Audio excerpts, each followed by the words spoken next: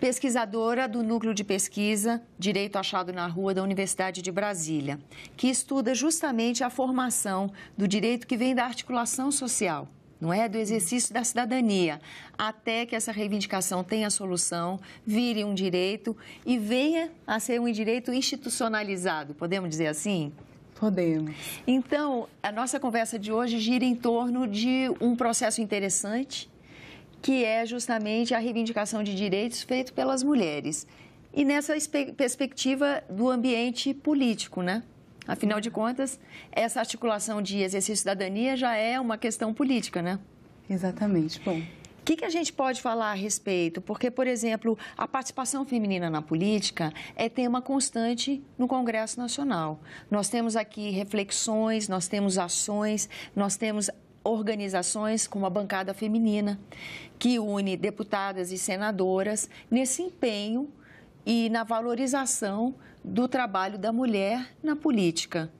Então, nesse ambiente, nessa perspectiva, o que é que esse núcleo de pesquisa pode dizer para nós a respeito? Bom, primeiro agradeço o convite da TV Senado, muito contente em participar de um debate tão importante e tão caro para a sociedade e para a nossa frágil democracia brasileira. O direito achado na rua, ele apresenta algumas categorias que são importantes para a gente conseguir analisar o fenômeno atual da participação das mulheres na política brasileira. Uma delas é a categoria sujeito coletivo de direitos, que são as organizações, os sujeitos que se formam num processo de identificação de direitos ausentes e de luta para construí-los. Então, a gente entende a luta como um elemento que funda o processo de construção do direito e que fomenta todo ele, porque o direito está para além da institucionalidade, né? O direito ele também precisa ser concretizado na realidade, na vida concreta das pessoas. Então, por exemplo, o direito à igualdade salarial, que é previsto na Constituição, ele não vale nada se na vida concreta esse direito realmente não estiver presente na vida e nos salários mensais que as mulheres recebem. Outra categoria importante, então, é o sujeito coletivo de direitos que luta para construir, para instituir o direito reivindicado e ele luta na rua, entendendo a rua como uma metáfora para um espaço político de reivindicação dos direitos populares. O poeta Cassiano Ricardo, ele fala, né, a rua da reivindicação social, a rua que é uma aula de esperança, a rua onde cada um de si é um pouco mais, onde cada um é um pouco mais dos outros do que de si mesmo. Então, nesse processo de organização política, de organização social através de sujeitos coletivos de direito e de reivindicação na luta social, esses coletivos passam por um processo de formação de consciência. Então, muitas vezes, quando surgem sujeitos coletivos para reivindicar um direito específico, no processo dialético de construção desse direito, eles passam a compreender uma desigualdade de poderes dentro da nossa sociedade e lutar pela reestruturação das relações de poder. Tem uma jurista costarriquenha que chama Alda Fácil, que tem uma atuação bastante interessante nas cortes internacionais, que ela usa uma metáfora para falar sobre a participação política das mulheres. Ela diz que existe uma torta, e essa torta ela está dividida de maneira desigual, as mulheres têm um pedaço menor. Então, as mulheres percebem essa divisão desigual e reivindicam um pedaço maior dessa torta. No processo de luta por um pedaço maior da torta, elas percebem que, na verdade, não é só a divisão que está desigual, é a forma com que essa torta é construída. Então, elas reivindicam também uma nova construção, uma outra receita. E a gente vê isso no processo político, por exemplo, de 2018, em que as mulheres, elas iniciam o processo eleitoral reivindicando maior representatividade feminina na Câmara, no Senado. Nas casas legislativas. Nas casas legislativas. E neste processo de reivindicação, a gente vê um protagonismo feminino na ocupação das ruas, por exemplo, no dia 28 de setembro, que mais de 250 cidades brasileiras tiveram suas ruas tomadas pelo protagonismo das mulheres, que reivindicavam mais do que o direito de representatividade política, mas reivindicavam trazer para a centralidade do debate a discussão dos seus direitos. como, por exemplo, as crianças pequenas terem aulas presenciais, como o direito à igualdade salarial. Então, a gente vê que nessas eleições, por exemplo, em 2014, na Câmara a gente teve 10% de mulheres eleitas. Em 2018 tivemos 15%. No Senado, infelizmente, continuamos com 9%. Se não me engano, 7 senadoras apenas eleitas, tanto em 2014 como em 2018.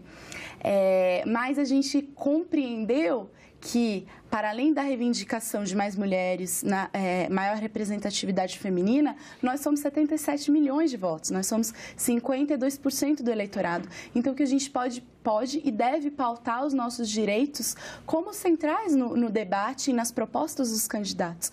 E a gente vê isso claramente do começo das eleições para agora, onde os candidatos já não se permitem mais dizer, ou pelo menos se monitoram para não dizer machismos, para não ter posturas misóginas, apesar de alguns deles terem suas posturas misóginas bastante conhecidas, né? E nesse processo também é interessante que a gente percebe que desde a redemocratização, esse processo de 2018 traz um dado bastante interessante, que é as mulheres votam diferente dos homens. No primeiro turno, as intenções de voto em um candidato eram cerca de 60% entre os homens e 39% entre as mulheres. A rejeição de determinado candidato entre as mulheres era mais de 50%, enquanto nos homens era muito, muito baixa.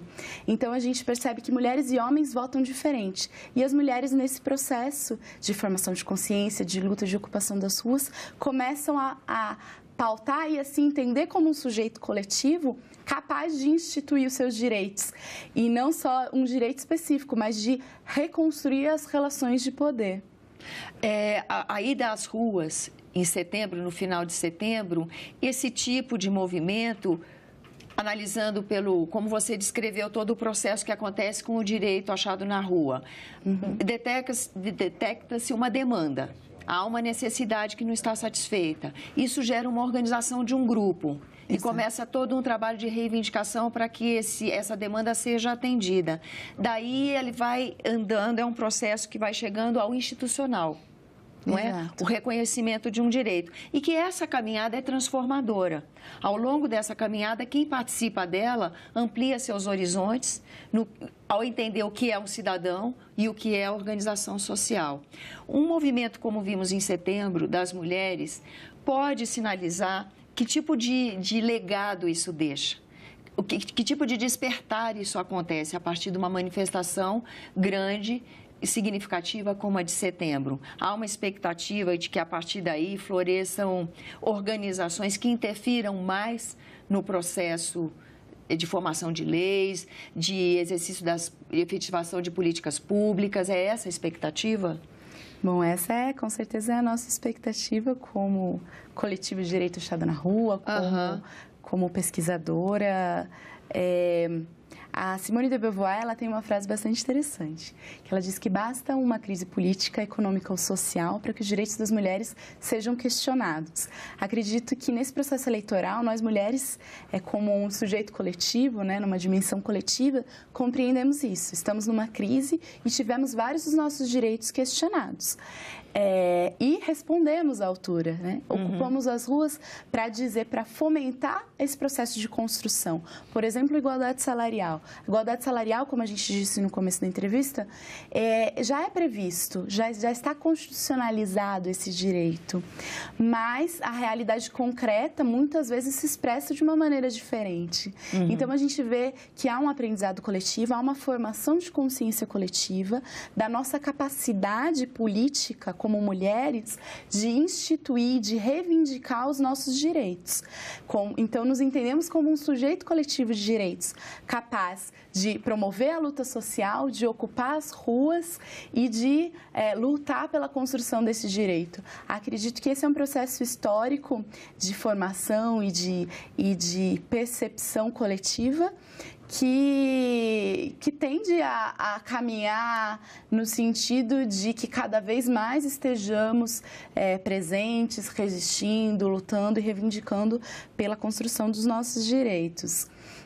E mais, uma compreensão de que não são liberdades ou direitos individuais apenas, né? Nessa dimensão coletiva. Roberto Lira Filho, que é o fundador do Direito Chado na Rua, ele tem também uma frase bastante interessante, que ele diz que o processo de libertação não é uma tarefa que se cumpre isoladamente, é uma tarefa que se cumpre em conjunto, porque é uma tarefa histórica.